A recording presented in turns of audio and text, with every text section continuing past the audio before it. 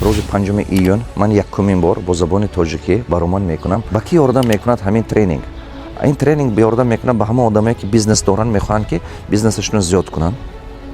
همه آدمایی که میخوان که یا که قرضدار هستن و بیزنس کردن و قرض بافتیدن عذاب کشیده استودیان نمیدونن که چی خیل کنیم که همین قرض برایم.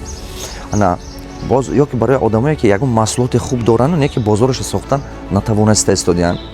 یا که برای آدمایی که یگون خیلی ایده خوب دارن و نه که همین ایدهشون رو عملی کردن نتونسته استودیان. برای همین آدما این ترینینگ بهترین هست، هم یاردم میکنن. شما میتونید که ایدهتون یک کانسپت سازید که ایدهتون بیزنس بقوت شده، даже نه اینکه تنها در تاجیکستان بلکه در بین دولت‌های سرینی از 5 تا دربه. همین $68 میلیونری که ما تربیت کردیم 48 کسی همینا تای قرض بود، بعضی همینا بیزنس نداشت. حاضر باشید بیزنس‌های خوب دارن، بیزنس‌هاشون پیش برفته استوده است.